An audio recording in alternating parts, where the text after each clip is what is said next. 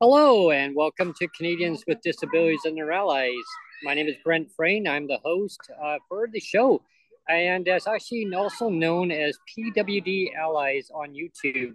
Check out your favorite podcast on Spotify or any of your favorite apps where the podcasts are available for PWD Allies. Today, we are broadcasting live at Beacon Hill Park in downtown Victoria, British Columbia. It's a beautiful sunny day. I have bees flying around me. I have kids playing in the playground park right behind me. If you could hear them, probably screaming, "Ah!" Yeah, they're probably the bees. Probably the bees that are scaring them. I got someone playing a saxophone over at a gazebo over across the park. I got people playing badminton just over the way. Tennis. Badminton or tennis, yeah. Mm-hmm. Or maybe both. Maybe they're batting off the bees. I don't know. Yeah. Oh, wow. just throw some Timbits at them. Yeah, I got the Timbits right here. Yeah, yeah. And the bees are having a heyday trying to get in there, but I have to tell them they have to behave. Yeah. Yeah, yeah. And speaking of So Timbits, why are we here today, Brent? Let's explain that. well, we're here today actually just to celebrate the 50th episode, and in order to celebrate the 50th episode of Timbits, they come along with it. It's kind of broken in half here, so it's half because 50 marks the spot. 100 will be the 100th episode, so then That's I get right. to eat a whole Timbit. Then you get a whole one. Yeah, right now I'm gonna get to eat half of it. I mean, they're made this morning. They're maybe not as fresh as they should be, but what the hell? I'll just eat the rest before the bees get at them, right? So That's right. Yeah. yeah. But it's a really special episode because, like, really, to be honest, everybody watching, this is a really special because we've now got to a point of 50 guests, well, 49 guests. This is our special Mhm. celebration. We can't be our own guest, even though you've tried to be your own guest. I've tried And to be my I've tried to be a guest too. I yeah. don't know. Is that allowed? I don't know. Well, It, it's your show, so you it's can do what allowed. you want. Yeah. It's allowed. And usually when I come on to be my own guest is when I want to give a special update of something that's going on either in personal life or just things that are going on around that I want to kind of summarize and have a discussion with people when they want to leave their comments right on YouTube. Mm-hmm. It's so important to really connect with the disability community and just bringing people on the show. It's all about lived experience, right? It's all about connecting with people, networking, and I think if we all come together collectively in one way or another, everyone always has their different viewpoints, and I get it, and that's totally cool, right? But Yeah. having everybody kind of bringing different ideas together in different ways and making things so much better for the disability community in Canada, and I mean, and then typically, I mean, around the world. I mean, we've had guests from over in Africa. in Africa, Yeah. The UK. Yeah. I mean, wow, and then the Netherlands. Yeah. And I mean, since we've rebooted, it's been actually cool because we rebooted the show. It was in January Yeah. of this year. We rebooted it. We've made it exclusive to YouTube. I mean, it's like you said, it's always gone to YouTube, but now we've kind of made it exclusive to YouTube because you used to do you used to run the shows off of Twitter Spaces.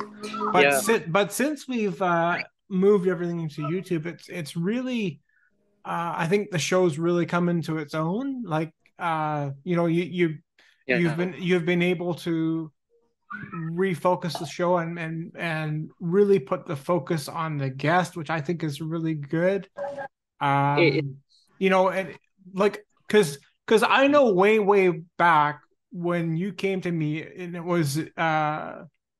would have been November of 2019, I think, when you first initially approached me about this show, even going on Twitter Spaces before you even launched a show on Twitter Spaces. I got the very distinct impression. I knew exactly what I wanted to do. I got the impression that it was gonna, like, you wanted it to be a more of a talk show type of format. Yeah, yeah. And I mean, and it never really achieved that level on Twitter Spaces. Mm-hmm. But I think now with these 50 shows, I think we can safely say that it's been a really successful reboot, and we've really put the focus on the guests and really turned it into a talk show, which is exactly what you wanted to do in the first place. Yeah, totally. And there's like more add-ons that are, and I know I've mentioned regarding the add-ons onto the show, and like to really make it as a talk show. The other enhancements can be coming very, very quickly, and where people are going to be able to engage with myself and also with the guest. We're going to be working at obviously streamlining the process, and that's like a typical process that that kind of goes with like stations when people call, right? Mm-hmm. And I pretty well gave away the secret right there, right? So I might as well just tell people what's happening here is you're going to be able to call into the show, is basically what's going to be happening here, and it'll either be as a time where you can call in as a free giveaway, or you're going to be like caller number, whatever it may be, or you're going to be able to interact where I'll say, okay, I'm going to take the first two or three calls to call in and talk to the guest that's actually on the show. You'll get to ask me questions, and the format will be a little bit different. I mean, where Maybe traditionally, maybe if we get Michael Bublé on the show, he can give away free concert tickets. oh, there we go, there we go. Yeah, and be caller, whatever it may be, and There you go.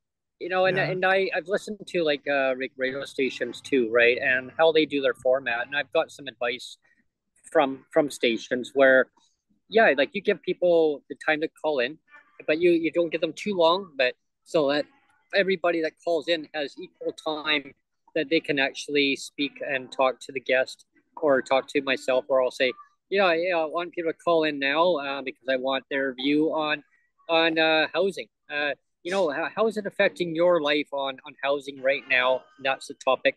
And then I may say, okay, like you've got if you've got a minute to a minute and a half. I mean, I've called in to shows where, Brent, you've got 30 seconds, go. Yeah. And I'll have a format set in place traditionally where people will call and it'll be saying, okay, who are you? Where are you calling from? What do you want to Mm-hmm. talk about? Mm-hmm. What do you want to talk about to either the host or the guest? It'll Mm-hmm. be, and I don't, and everybody knows watching my shows, I don't do scripted stuff. I just Yeah. wing it.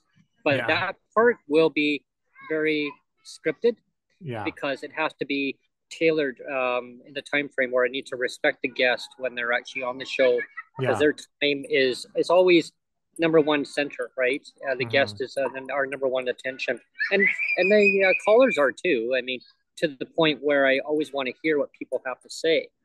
Well, Um, then I was going to say that the nice thing about having this longer form show. I mean, to be fair, your Twitter Spaces were longer form shows as well. a lot longer. But but it was hard to edit those down, and you basically were forced to because the audio quality was bad. But Yeah, now that we've kind of, for the most part, we're keeping the shows to around an hour, or a little bit, maybe more, or a little bit less. yeah, But it's nice to have kind of that longer form where it's all recorded in good audio, and like you alluded to earlier, like on most news shows, they give mhm. you a minute. Oh yeah, Like Jeff Leggett has done so many times expertly. I must add, when they say, "Okay, Jeff, you've got 30 seconds to make your point," and he does, but it's hard, right? I mean, it is. you want to be able to expound on something for more than 30 seconds, and this is what your podcast does. It gives viewers an opportunity to sit with a topic or a couple of topics for more than 30 seconds, for a full hour. We could just sit and really discuss something in detail and in depth. Yeah, totally, Neil. And that's what it's about, is for people to express their thoughts, their ideas, and bees. When they fly by, right? I mean, yeah, the bee wants to express their thoughts too, and it's a really good buzz for the show, right? And I guess the way I look at it is the success that the show has, how it's come along so far. Like, it's really growing to the point where I know I've mentioned in previous shows before, I've said, well, yeah, the announcement, I'm going to be coming out with an added option. And that option I found a really good deal for it, for the add-on. And I think it gives the people the opportunity to be able to participate where they still feel that they want to be able to express audio wise versus just typing. You'll still have that option of typing if you don't want to call in, send your comments, either to your website, right? I mean, what do you want to hear? What do you on the show? Do you want to be a guest on the show? You can go to Neil's website, daddybentlegs.com, and go over to the tab section. It's the media tab. There's a media tab on my website. Yeah. www.daddybentlegs.com. If you tab over to the media tab, there's a spot down the page. It says, do you want to be Brent's next guest on the podcast? And even if you don't want to be the next guest, you can still type in a show idea and hit send, and it goes directly to my email. And we'll consider that. If it's a good show idea, we'll consider it. Yeah. Most definitely. And if you don't feel comfortable about doing that, you can, when I have a show on, you can go onto the comments section under the YouTube when it's live. Send in your comments, feedback to the guest that I have on. We'll do our very best. And I just wanted to let everybody know, like, if we don't always get to your questions that you have for the guest, it's not that we're ignoring you. It's not that maybe something that we just haven't got to. I mean, we'll do our very, very best to get to every single question that come out. I have a question already, Brent. Yeah, sure. In live chat, we have Canuck Peso in live chat right now, and he says that he really likes the 1 hour limit, the 1 hour time limit. He says it allows for a good expansion of the topic. And he says, could Brent please expand on your mission? Do you have a mission statement of what you want to? I mean, you can kind of restate why you started the podcast, I guess. Sure. What your overall mission is, or what do you see going forward? Maybe expanding on. Sure, I'll expand on, and if I haven't fully answered the question to the viewer, please ask, and then I'll explain more. Okay, so Neil kind of gave a prelude of mentioning when I approached him. That was back in 2019, and I said, well, this is kind of what I want to do, and we didn't really know exactly. That was late 2019, we should say. It was late November, early December of 2019. Yeah, and then, it was around there, and I saw a lot of inequalities across Canada with the disability community that were happening with legislated poverty, of government supports for persons with disabilities in Canada, and it was before the pandemic really started, right? I mean, when it was officially launched, I mean, the pandemic was already kind of going there, but I think it was the initial start, right, when they first got going. And I kept seeing people they were suffering in financial distress at the time. Now it's exacerbated even more. And I saw a lot of inequalities, accessibility issues, transit wise. I mean, homes not being built, or businesses not being equipped for accessibility wise. I saw a lot of issues going on, and I saw a lot of issues regarding the rent portions that people were getting across the country. The rates are subpar below standard, what they should be at for everybody. And even people that aren't disabled, really, nobody should really have to sacrifice not being able to pay their bills or buy food, but just to pay their landlord. I mean, they're paying more than 50% of their household income, there's a problem, right? And then, CMHC, Neil, I mean, they seem to indicate, oh, nobody should be paying more than 30% of their income. Well, I don't know who's not paying more than 30% of their income. But here's the other, it's when I got into that idea of why I was, wanting to launch it, I looked at that because myself and Sonia had gone through this situation where we went to go and wanted to rent somewhere. And it was a situation where the landlord said, and this is not just one, there was a whole handful, and said, well, you can't be paying more than 40 to 50% of your income. I said, well, I pay my rent. Well, you're going to be making like $4,500, $5,000 a month in order for us to rent to you. I said, well, there's no hell and high water. The government's going to give a whole huge wage increase in order to just to pay you as a landlord. So I started kind of looking at all these. It's a very convenient way of discriminating, right? It is. It says we can't rent to you unless you're making this and amount because you're not comfortable enough to be renting at They wanted people to be comfortable. We don't want people to be suffering. And I was confused on it because I'm thinking, well, 30%, 40%, 50%. Well, didn't they say that nobody should be paying more than 30% of their income? And it was the other way around. It was reversed. It was based on median income earners. I have people making $80,000 minimum, 60 to 80. And I thought, well, what's going on here? So I knew that I needed to expose it. And I brought the media to the attention. I was getting flooded. I was really getting bombarded by media saying, like, what's going on here? So I knew that I had to launch something to bring people together and talk about these issues, not just for myself on my circumstance of what myself or what Sonia or what we had gone through.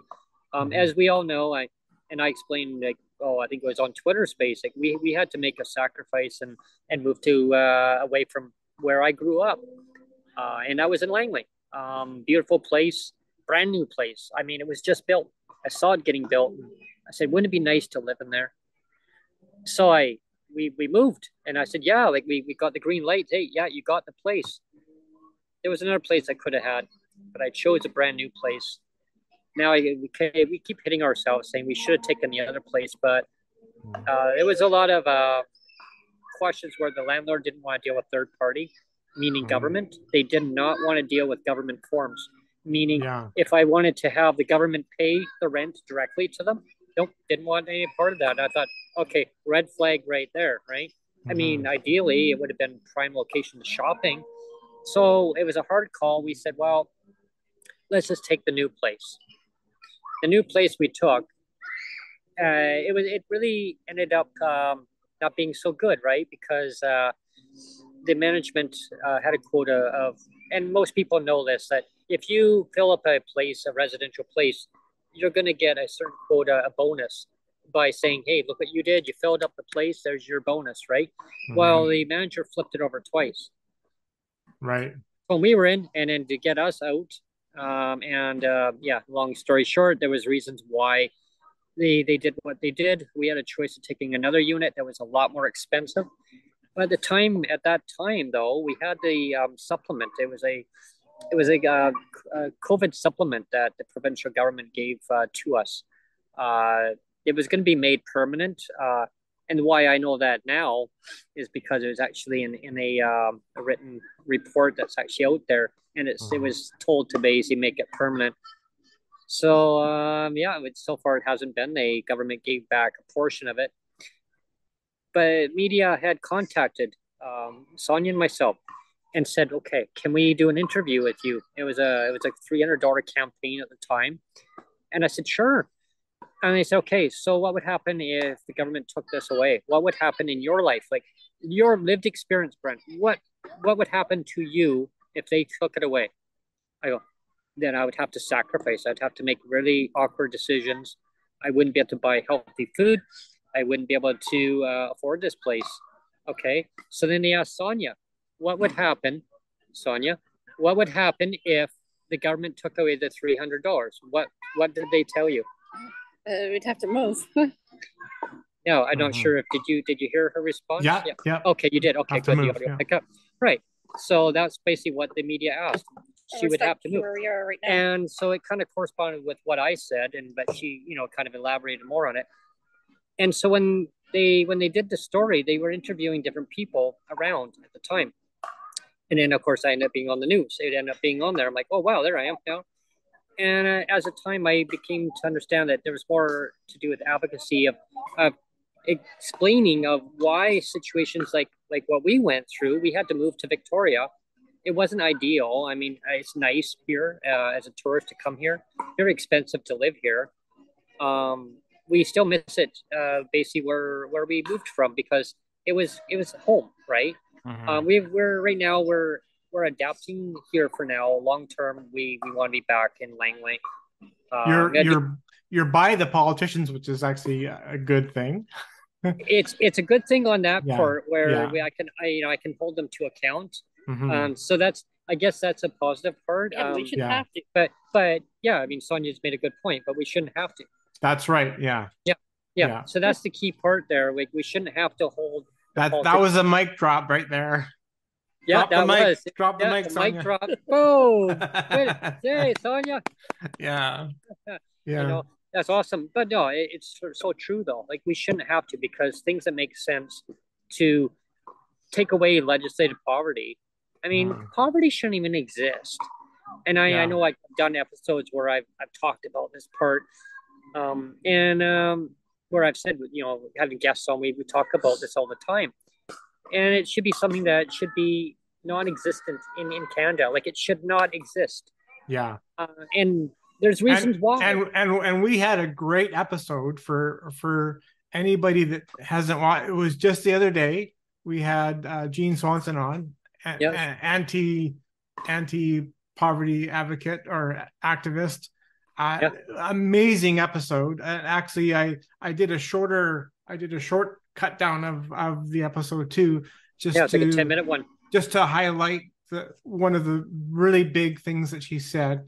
So if anybody missed that, definitely go back and watch that, because it really kind of shines a light on why there's been 3 decades, 30 years of poor bashing or of legislative poverty in BC.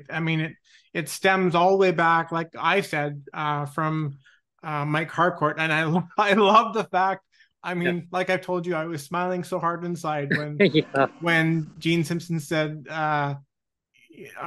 Swanson, said that Harcourt was being a jerk, and I was like, I was like a big smile inside. I didn't smile. I noticed I didn't smile on camera, but I was like smiling huge inside. I was me too. When she said that, because it's so true. Like, it's a ripple effect on decades of those kind of comments. I mean, it's so hurtful. I mean, people feel so degraded. They feel that okay, so this is coming right from a politician. Well, then what's the point in living, right? Yeah, because I haven't actually said this I didn't actually say this on the last show, but I said it to you in private.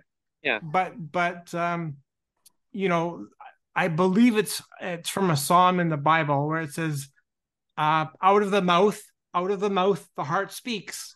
I'm not sure which psalm it is, but it's one of I have to look it up. I should have looked it up, but it's out of the mouth the heart speaks.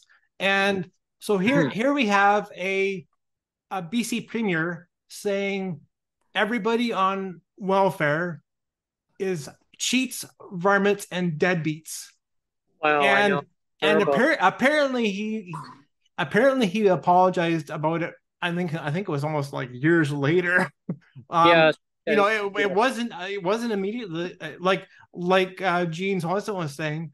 Like, he wasn't remorseful at the time when he said it, but apparently years later he's like, oh man, I shouldn't have said that. But the point of the matter is, maybe it was closer to election time when it doesn't matter. Like, when you say shit like that, I mean, you can't just take it back, because out of the mouth the heart speaks. And here is a BC premier that said shit like that, and I mean, that's inexcusable.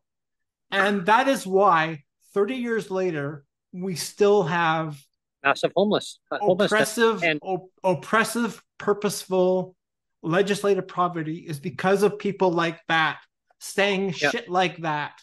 Yeah, and stripping away I'll say shit like 12 times over because it's shit. And to have a provincial premier have shit like that coming out of his mouth is inexcusable and is embarrassing.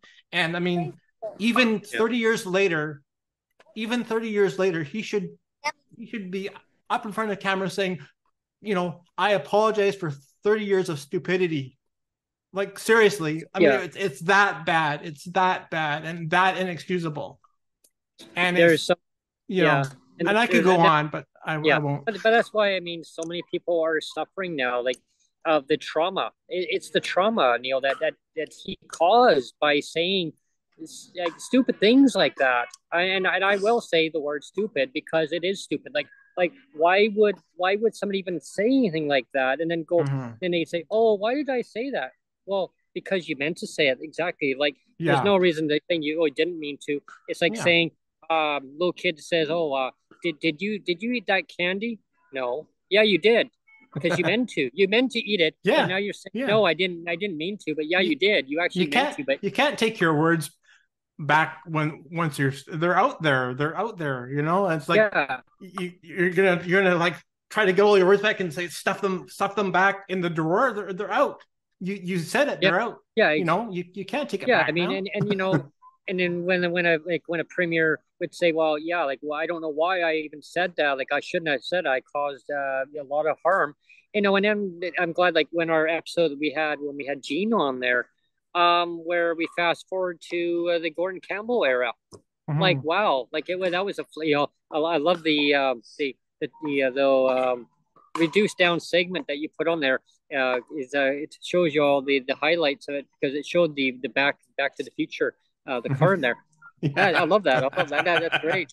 Because it really goes back in time, but it really it's like a time where if people had already gone through the Mike Harcourt era, then they had to go through it again through the Gordon Campbell era, like double whammy. And that's when I made that comment on the show when I had Gene on. I said, like, the governments need to understand that they did wrong. They need to now, going forward, they need to now correct and not keep making that same mistake. What's the phrase of when somebody keeps making that same mistake over and over and repeat? They keep doing it back and forth, and then they never seem to understand that you can't keep repeating the same narrative because it's not working. Yeah, that's right. I forget the exact quote, but it's something about futility, I think, or not futility, but to do the same result. To do the same thing over and over and expecting different results is basically stupidity. Yeah. And with the current government, like throwing even the previous government, whatever, like I mean, they kept throwing little bits here and there, and then they're saying, well, poverty reduction. Like, I don't know, like, and this is nothing against the current government, but I still wonder, like, I get questions from people in the community and ask me, well, who came up with the idea of poverty reduction? The Ministry of Social Development and Poverty Reduction. It just makes you look bad, right? Yeah, like I mean, this is coming from business people. I mean, let's be honest and call it for what it is, or just not call it anything. But don't say you're reducing poverty when you're doing the exact opposite. Yeah. Because it just makes you look foolish. Yeah, it doesn't reduce down poverty by only giving $125 to a certain part of the disability population, and the other part, oh, you don't get it, but you get it. Oh, you can have subsidized housing, but you can't have it. It's like saying, what did Gene say the other day? Oh yeah, when I was talking about the proposal that I mentioned to the minister about rent geared to income. Remember, I said the RAP. They got the RAP. Yeah. And then they got the senior supplement, right? So when I say supplement, anyone watching, they'd be like, "What is Brent talking about?" What I'm talking about is a proposal I mentioned to the Ministry of Social Development and Poverty Reduction Minister for British Columbia, the MLA Sheila Malcolm, Honorable Sheila Malcolmson. And no slight on Sheila at all. Because I really enjoyed I really having her appreciate. on the show Yeah, actually I'd love to when have she her was on back the on again. show. Yeah. Yeah. Yeah. But it was a something that I had come up with, and she had said that was brilliant. That was an awesome idea, Brent. It's awesome that I think outside the box on it. And what it was is that I came up with the idea of expanding that same program. It's a rental supplement. So RAP meaning rental assistance program, and that's for single mothers, single fathers who are just really having a hard time because of the cost of living, and it's based on their income. It's based on their household income. Okay, so that's the key word here is the household income, and I'm going to get to that part in just a few moments. And I'm sorry to interrupt you, Brent, but it makes me think. They had that for renters, right? But like I was a single dad for quite a while, like when my first wife passed away, and I was having a hard time with the rent, of course, right? Yeah. Oh yeah. I mean, it wasn't rent. I have to edit myself. It's not rent. I was paying a mortgage, and instead of helping me with a wrap with a mortgage, the provincial government, in their infinite wisdom, claws back, the survivor's pension, which definitely would help with helping me pay for the mortgage. So, I mean, yeah, it's great that they have these rental programs, but like, I didn't have access to a rental program because I'm paying a mortgage. So my gift for having my wife pass away was like, here you go. Here's the clawback for you. Congratulations. That was my wrap. That was my gift wrap. Here's a clawback. Congratulations. And so I just wanted to contrast that yes, there is that program for renters, but like in my case, I wasn't renting, I'm paying a mortgage, and the provincial government says, congratulations on the death of your wife, you now deserve a clawback. And that is just cruel. There's no other word to say but other than cruel, right? Oh, it's totally unacceptable. I mean, if people need help, they need help. I mean, and government should be there to look at the situation and help the person where they need that help. I mean, and because like seniors, they get that supplement too. They get to stay in their own home. The rental assistance program, the recipients still get to stay in their home. They don't have to move to like a BC housing type of atmosphere, like one of the not for profits. And when I came up with the idea about expanding it over to persons with disabilities, for me, I thought, okay, like it's an idea of trying to make rents cheaper for all the segments across, all for people way across.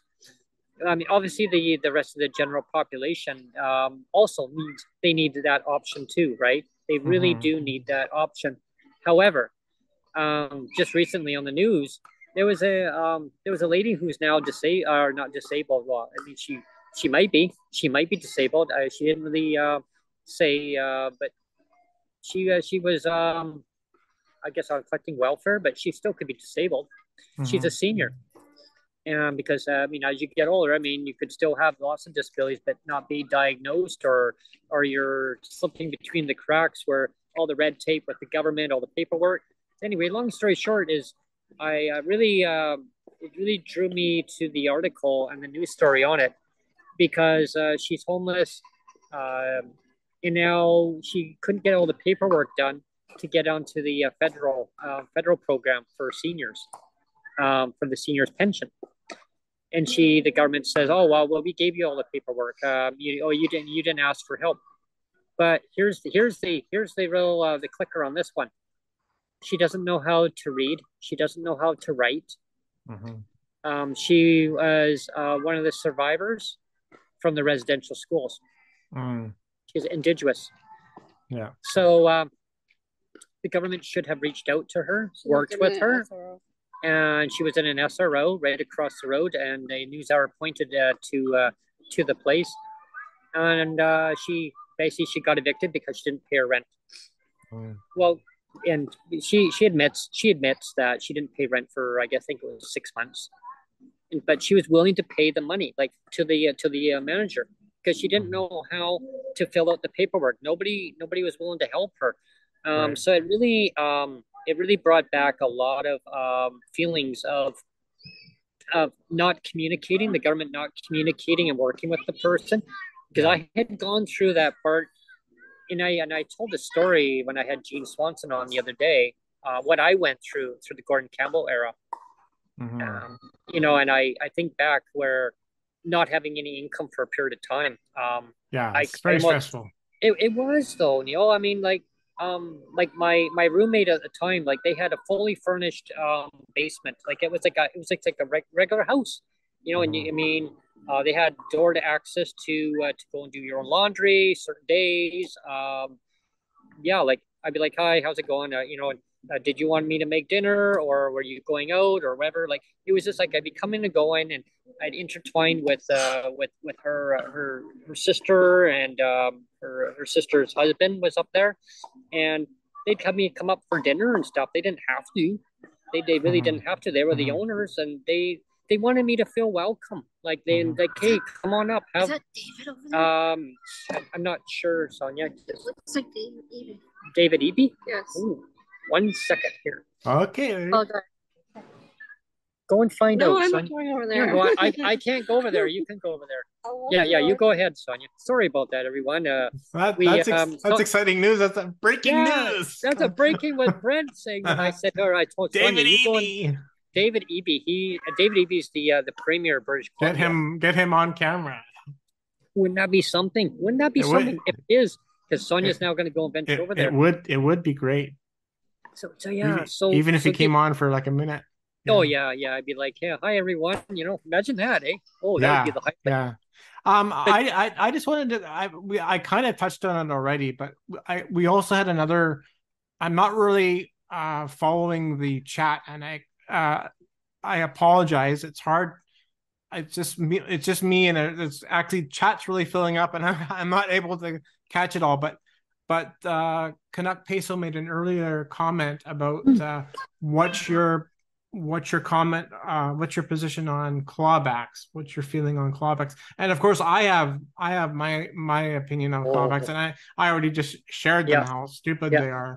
And one of the things that I wanted to say before turning it over to you was if anybody wants to see a kind of a more cerebral written response that I've had on my position on clawbacks, if you go to my website, again, www.daddybentlegs.com, I actually have, again, it's on a tab. It's an editorial tab. It says editorial or opinion editorial, I think is up at the top. And if you go over to the opinion editorial tab, I have a big kind of opinion piece where I talk about clawbacks, my feelings on clawbacks, and how they are a pink unicorn. I explain the whole idea. I mean, we've joked about pink unicorns on the show lots.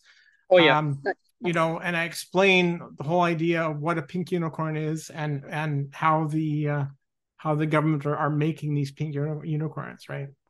Yeah. But having said that, like, what are your feelings on clawbacks? Yeah, my feelings about clawbacks. Well, they're clawbacks. They don't need to exist. And all of the above, including your major circumstance that you're going through, Neil. I know when you first told me about that, and that really got me into bringing the show together too, really, because when I remember when I still remember the day when you had made the announcement regarding your late wife. It really touched me about that. And then the clawbacks, because it was right after that, and then you mentioned about your book, and I was like, oh wow, and I wanted to buy your book, actually. I never really said that. I've always felt bad. Like I always wanted to create an audiobook, but it's so, like, I published that book. It was all my own money. Yeah. So, like it's self-published, right? So Yeah. it was a fair chunk of change to actually publish it. And I just did it. I just did it for fun. It was just like, it's like your podcast. Your podcast has become your passion project, right? And this is just something that, I wanted to write at least one book about, sort of a bucket list thing. I want to write one book and have that be a kind of a passion statement, and so that's what I did. And it cost me quite a bit of money, and and to do an audio version of it was even going to be more money, and so I never really did that, but I always wanted to, because I know that there's sight impaired people or blind people that can't necessarily read my book, and I always felt bad about that, because I always did want to do an audio version, and I never got around to it because I could never afford it. So yeah. And that's and that when it came down to about your book, and I really, that's why I took great what I should say too. I keep interrupting. It's okay. Brett, sorry, but what I should say too. Just be away. Just give me one sec. Damn it. is on the I have a media tab on my website, daddybentlegs.com. That book now is available for free. Anybody can click on it and download it. It's just a PDF. Oh man, it's all good. It's all good. Oh man, we probably have to wrap up soon. Oh anyway. No, it's all good. It's just one of the Breaking with Brent segments. Oh man, no, but what I was going to say is, you don't even have to buy it anymore. You can just click on it, click on the link on my web page. It's on the media slide. Okay. The link to the book is there. It's a PDF. I actually have two books there. I did a follow-up book that never actually got published. So my first book was published as in hardcover form, and the second book is just a digital download. I never officially published it. It's just kind of an add-on, like almost a redux or tack on to the first book. Interesting. But they're both there for free. So if anybody just wants to download them and read them, they're free of charge. And I mean, if you want to send a bit to a PayPal or something, I mean, that'd be appreciated. But I've basically released them to be free now, so anybody can read it. Yeah. I think clawbacks, getting to the topic regarding clawbacks, and I've always been very strong on advocating of stopping all clawbacks. I remember the clawback about the bus pass, and that's how it really got me going about that. Equity in the system. Yeah, it's equity in the system, and that's really where it started. I mentioned that was the major starting point. The main starting point was when people would be trying to make some money. If you do like a paper route or something like that, you have to declare it. They're going to claw it off you because it actually wasn't an employer. It was you're self-employed. So they're going to take it off you. Like every time that you try to get ahead, try to make some money, being self-sufficient, they want to claw it off you. No, this is the maximum amount that we're going to give you. This is what you get. Over time, the government had expanded it, saying, oh, you're allowed now to make X amount of money per year. Well, great. Yeah.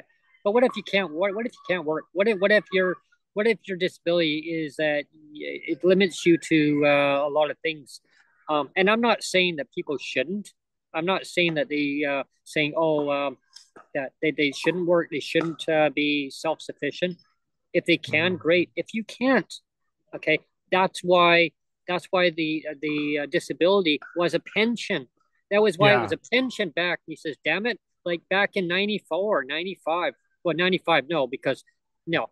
That's when I got. I mean, we've had Shane Simpson on a few times, and I mean, he's even said, and even in emails to me, or in private conversations, or I'm not even sure exactly, but he's even said, that because PWD assistance is not a pension, the government can do this, right? They can claw back. But my retort to that is, my survivor's pension is a pension. Mm-hmm. So like the fact that they can say, well, because PWD assistance is not a pension, we can claw back a pension. like pensions are supposed to be, you're not supposed to be able to claw them back. They're supposed to be a protected income. So to say that we can claw back a pension because PW assistance is not a pension is hogwash. It's gobbledygook, right? Because it is at the end of the day, they're clawing back a pension. Mm-hmm. So like they can say, well, they can say, well, we're clawing back PWD, and I guess that's true. But at the end of the day, you're clawing back PWD because I have a pension. So at the end of the day, you're actually clawing back my pension, and you're not supposed to be able to do that. Mm-hmm. A pension is a protected. So it's all gobbledygook, right? It's all just like, they're just making shit up, because at the end of the day, a pension is a protected income. So, and at the end of the day, they are clawing back my pension, even, and it's supposed to be protected. And there should never be any clawbacks of any kind across the board. I remember a time, and I mentioned this, I think, I might have mentioned this before on one of the shows. I'm pretty sure I did, but I remember the time where, go figure, I had a worker and she was in charge of senior supplements so my mom was getting her senior's pension. So she wasn't on welfare, she wasn't on disability. She was just getting a senior supplement, and the government handled all the seniors files, right? Trying to cut costs. They amalgamized into an office. Well, guess who the worker that my mom had was? My worker. Yeah. Go figure. Conflict of interest. Yeah. And she told me and told my mom, well, my mom goes, well, what would Brent, can he get more income? So how do we get more? Oh, he needs to apply for all these other supplements that are available. And I said, well, and I was actually talking to somebody earlier about it. I said, well, I remember a time that I went to my doctor and I said, well, this is what the worker said. Wants me to apply for all these things. And he goes, really? So do you have an autoimmune deficiency, Brent? Do you have Crohn's disease? Do you need dialysis? What? No, I don't need all these things. And he goes, right. So you don't want all these things, Brent. You don't want all these other conditions. You may get them though. This is coming from my GP, everybody. He says, Brent, you don't want all these things. You may get them in life. You may not. Nobody knows what the cards will prevail in life, right? Anybody can get a disability in their life. You can be born with it. You can develop more. You can get, and as we age, unfortunately, we get more ailments. As we get older, we get more different disabilities. Some are more severe than others. There are other cognitive disabilities. They're invisible. They're more prevalent, where they're physical. You feel it. People see it. People don't. They'll look at me and they say, you don't have a visual impairment, do you, Brent? Yeah, I do. And I'm very lucky where I can still be mobilized. I get around. I have extreme difficulty still reading small print. I mean, I can read it. Just takes me a little bit longer to do it. I gotta blow it up, the font here and there. Sometimes I don't. And then it's like, now I get eye fatigue. Part of life, whatever. Whip it, whatever. Go with it. Suck it up, Brent. Yeah, that's just the way it is. But anyway, getting to the point is that that's just the government's narrative saying, "Oh, you want more money? Apply for all these supplements." Well, I don't qualify for them. Well, too bad, so sad. We're not going to give you more money. Well, I worked for a company at the time, and way years ago, go figure, I injured myself on the job with the same company that I was trying to get more hours with. But they wanted me to be full time. I was warned that you do that, then you're going to be off your government so-called pension. Well, if it was a pension, I wouldn't worry. Right, exactly. At the time, they were doing cutbacks. Well, I was warned, if you do that, you could then jeopardize a situation where all of a sudden, if you can't do that, and this was coming from a worker, if you do that, Brent, what happens if you can't do that job anymore? And there would become a point of time in your life where you won't be able to do that job anymore. You're not going to be able to have that. Because at the time, there was not a huge doctor shortage at the time, but I saw a little trend happening where doctors were now taking not as many patients in. They were cutting back how many questions you can ask them per visit. My doctor was doing that too. And I'm like, and then my doctor retired. I bumped into my doctor after he retired, and he says, "Well, I'm glad that you made that decision at the time and you listened to me." Okay? He says, "Look, the government needs to wake up," he says, "and smell the coffee." I said, "Oh," he said, "Did you want a cup of coffee, Brent?" He said, "It's on me." Do you have your coffee there, Brent? You can. Yeah. There you go. My coffee is right here.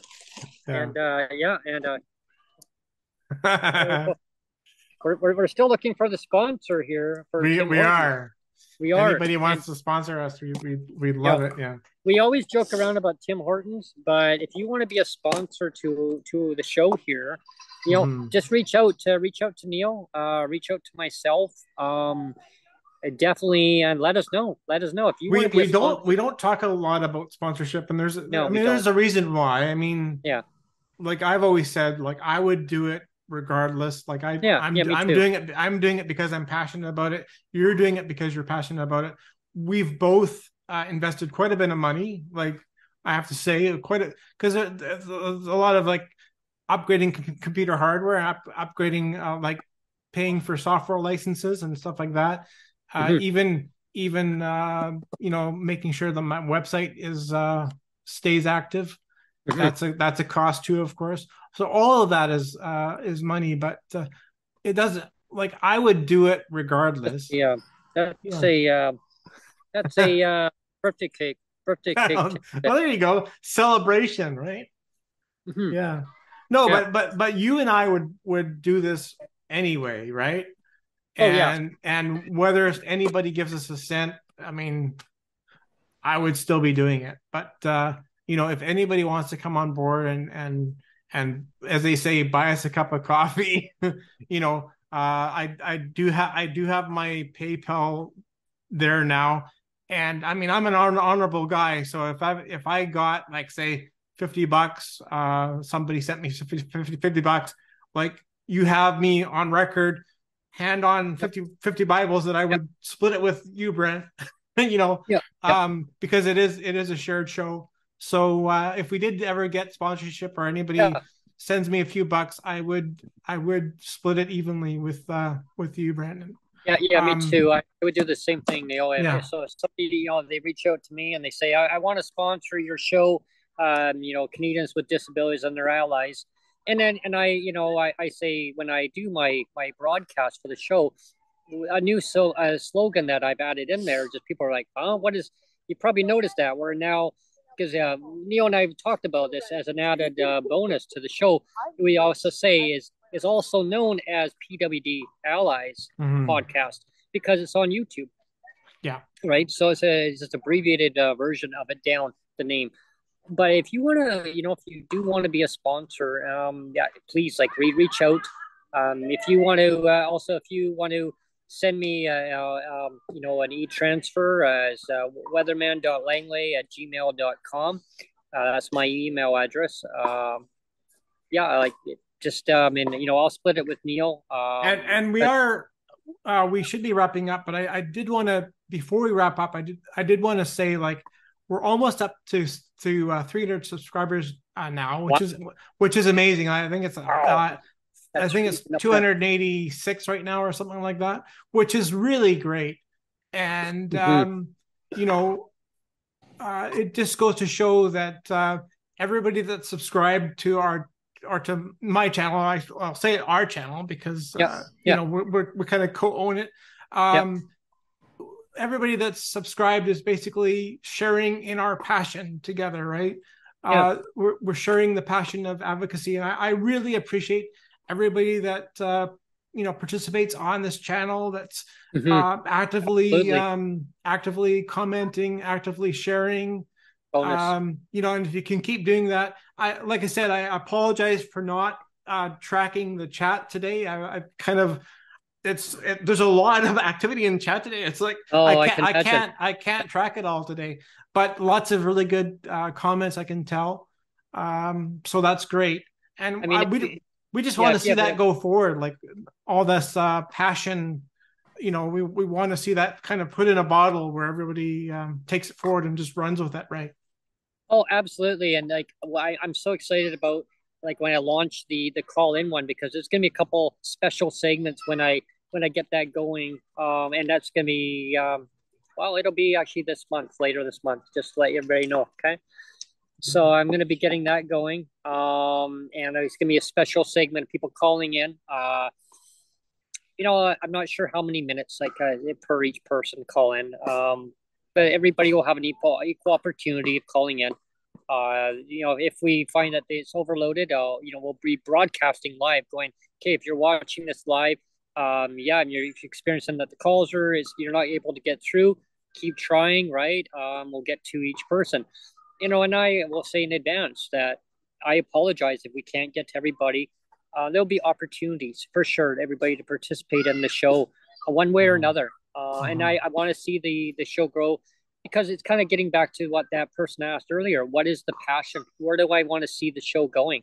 So I would love to see this show going as a radio. It's almost like a radio show now, right? But as a big studio, where now we have a lot of other people that are more involved in the advocacy part of it, in different areas. Is it marketing? Is it sales marketing?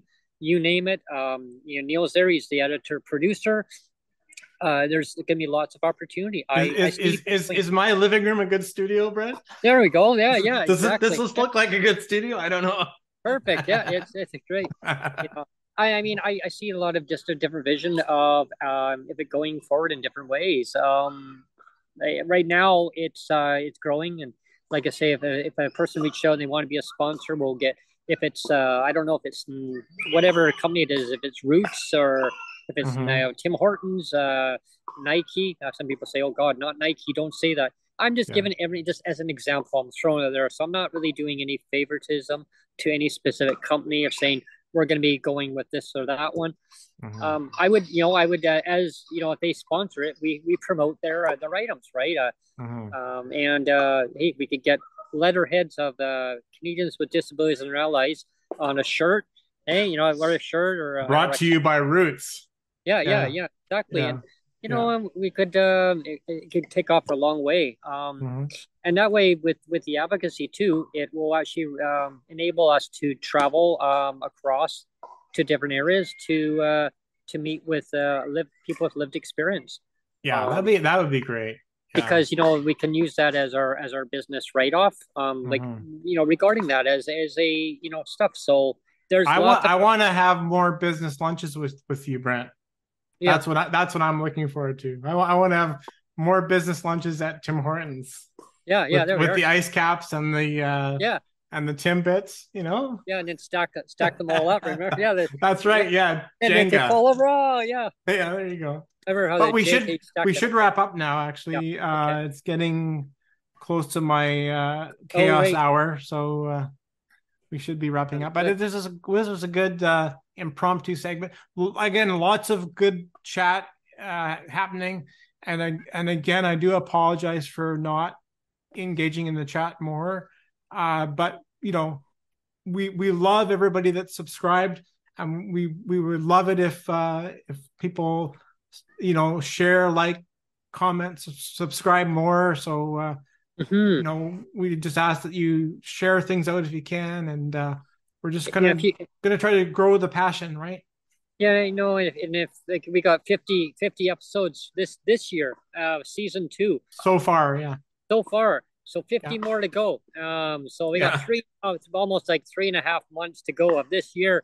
So I know we can get to 100. So if you want to come on, or somebody else that wants to come on, that has a passion, that wants to talk about someone that they know has a disability, or or even like if it's about accessibility that you think that maybe people who have disabilities that would benefit by certain things. Like, come on, talk about it. There's so many different stories. I want to hear lots, and you want to be part of the journey going forward.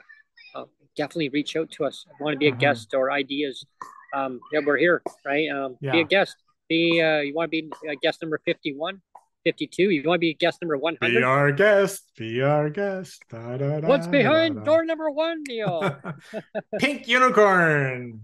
Door number 2. Pink unicorn. Oh, door number 3. Another pink unicorn. Yay! Pink unicorns for everyone. And again, if you don't know what I'm saying about pink unicorns, go to my website, scroll over to the editorial page, and you'll read all about my thing about the clawbacks and the pink unicorns, and then you'll understand. Yeah, exactly. And and now we kind of like a prize giveaway of who wants to be guest number 1. That's right. Call in, yeah. What do we got? Oh, hey, we got a squirrel over there. Was that? We got a squirrel over there. So was it confirmed? Was it David Eby? It was not David Eby. It sure looked like David Eby apparently, but it was his doppelganger. Yeah, but apparently the thing that gave it away was the gentleman wasn't tall enough. Oh, there you go. Sonia said the person wasn't tall enough. So David is very tall. He's very, like, very tall. The Jolly Green Giant. Yeah. So it definitely wasn't David Eby, because if it was, we would have definitely had him. That would have been cool. That would have been ultimate. Come on that podcast. Hey David, do you want to be guest number 51? There you go. Maybe guest number 100. Anywhere in between. And he should know that we're very nice. I mean, Sheila can attest to that. Sheila Malcolmson. Yeah, exactly. We don't bite. No. We may growl. We'll growl a little bit, but we don't bite. We won't bite. We won't, because I encourage people to come on, and I want people to feel comfortable. Right? I want them to feel comfortable coming on as a guest, and they say, well, what kind of atmosphere? It's a relaxed atmosphere, and I just wing things. I don't read from a script. I just go with it, because that's how life is. You just go with the flow. That's what we've done. That's what we've done from day one, and it's worked great. So yeah. And why change it? Why change it now? Exactly. Yeah, that's why I'm so proud. This is our guest. We're guests on our own show here, number 50, and from Beacon Hill Park in Victoria. People playing the racquetball there, and they got people at. Is it tennis too? Tennis? I don't know if they're playing racquetball or tennis. I would love to be able to play tennis. That's one thing. If I had working legs, I would love to play tennis. Yeah, it's a pickleball. Apparently, it's pickleball. Okay. Yeah. But then we got a little picnic going on behind me, and let's see here. Let's see. Oh, there's a playground. Yeah. There you go. That's nice. And over all that racket going on over there. There's a nice little bench. Yeah, they got it's like a neat little park here, right? And so it's really good. Yeah, it's quite scenic. It's that's good. It's nice. It's and it's a good place. It's especially when it's hot. So it's actually nice to come here. So I mean, there were tents there a couple of years ago. Have they gotten rid of all the tents? Yeah, they got rid of them all, and they just pushed them to another area of the community. And then when they go there, then they say, "Oh, you can't be there, so now we need to get rid of you there." So now they're all down on Pandora Street in downtown Victoria. Okay. Because there's not enough housing. Yeah.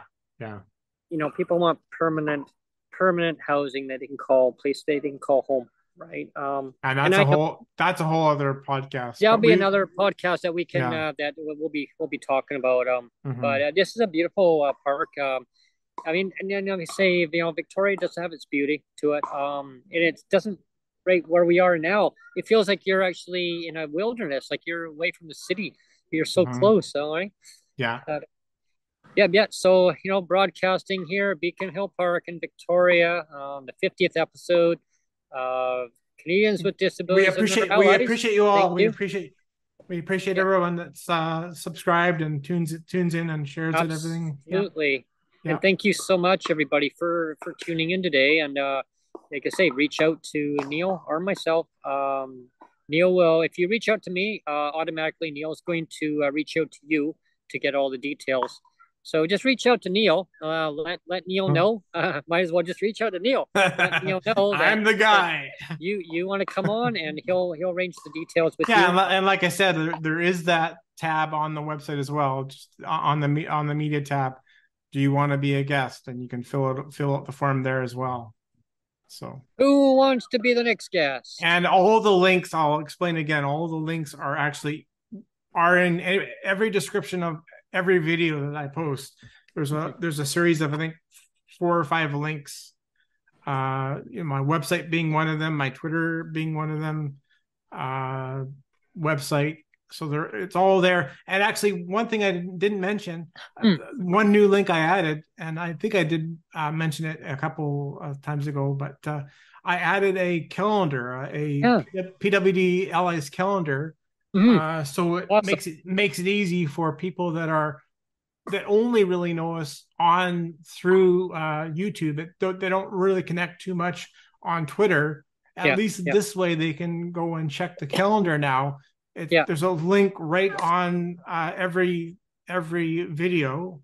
They'll see a calendar link, and at the top of like on my main YouTube page, on the main about page, there's the link for the calendar there. So if you want to know what guest is coming up right now, there's really no guest showing because it's kind of the transition from summer to fall. So we're still waiting to hear from a couple people. But as soon as we have confirmation of a guest coming, I try to, I'll put those in right away so people will know right away when who's coming, and then you can kind of make a planned appointment for those days. Exactly. And so the next available dates coming up will be Thursday and Friday of Thursday and Friday week. are open. Yeah. Yeah. It's like, so today's Saturday, September the 9th. So we got Thursday and Friday available of next week. So if you want to be on the show, reach out to Neil and he'll get you going, get you all set up. If we find that slot's not available, you can negotiate with Neil what days going to be available, back and forth. Usually on average, Mondays, Tuesdays, Thursdays, and Fridays are the ideal time. Anytime before 2 p.m. Pacific Standard Time. Yeah. And the show starts at 5 to the hour. Sometimes right on the hour. There's a pre-set up time that is required, and Neil will explain all that. The guests, it's required of the guests that they sign in early, so because we have to do audio checks and things like that. Yeah. And that's the usual stuff that goes on with a lot of broadcast stuff, just to make sure everything's all good to go. And then I sign on, and then the guest signs on, and then you'll see how it goes. And we just go with it. And we just wing it. We just wing it, just like oh wow, all the bees have gone. So I guess there you go. They must have taken up. I guess they ate all your donuts, so they're happy now. Gone. They're gone. Squirrels. Okay, Brent. Squirrels talked about. Thank you very much, everyone. Yeah, thanks everyone. Yeah. Thanks. Take care.